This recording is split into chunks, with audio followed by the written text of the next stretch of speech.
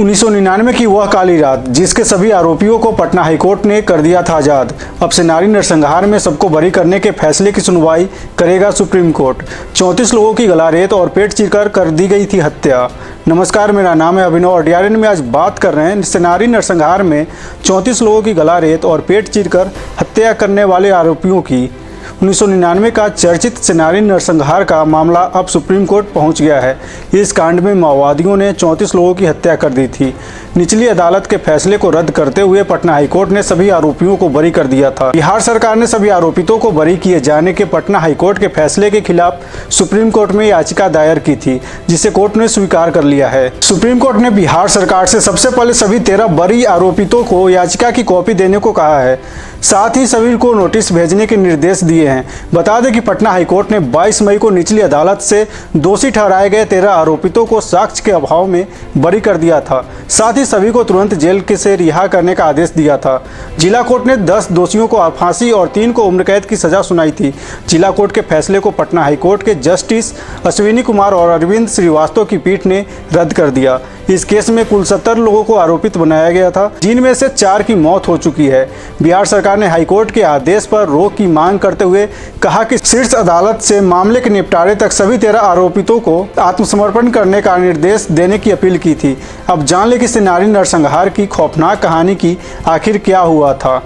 तो बता दें कि 18 मार्च 1999 को सिनारी गांव में 34 लोगों को काट दिया गया था। सिनारी में वो काली रात थी। भेड़ बकरियों की तरह नौजवानों की गर्दनें काटी जा रही थी।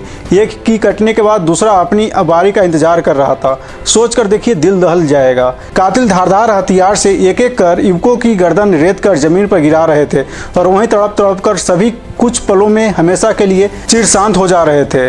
90 के दशक में 18 मार्च 1999 की काली रात, जब बिहार जातीय संघर्ष से जूझ रहा था, स्वर्ण और दलित जातियों में खूनी संघर्ष चल रहा था। जमीन जायदाद को लेकर एक दूसरे के खून के प्यासे थे। एक को रणवीर सेना नाम के संगठन का साथ मिला तो दूसरे को माओवादी कम्युनिस्ट सेंटर का।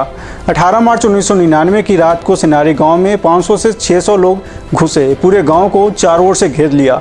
घरों से खींच के मर्दों को बाहर निकाला गया। 40 लोगों को खींचकर बिल्कुल जानवरों की तरह गांव से बाहर ले जाया गया। गांव के बाहर सभी को एक जगह इकट्ठा किया गया। फिर 3 ग्रुप में सबको बांट दिया गया। फिर लाइन में खड़ा कर बारी बारी से हर एक का गला काटा गया, पेट चीर दिया गया। 34 लोगों की नृशंस हत्या कर दी गई। प्रतिशोध इतना था कि गला काटने के बाद तड़प रहे लोगों का पेट तक चीर दिया जा रहा था। दैनिक भास्कर को 5 साल पहले इस हमले में बचे कुछ लोगों ने आप बीती बताई थी। राकेश शर्मा ने बताया था कि हमलावर धारदार हथियार से एक एक कर सबको गर्दन रेत कर जमीन पर गिरा रहे थे। उन्होंने बताया था कि हमलावर नशे में थे, जिसकी वजह से उनकी जान बच गई। पेट पर गहरे वार की वजह से राकेश की आंत का कुछ हिस्सा बाहर आ गया था। वहीं संजय ने बताया था कि हमलावर ने उन पर भी वार किया, लेकिन वे किसी तरह से बच गए।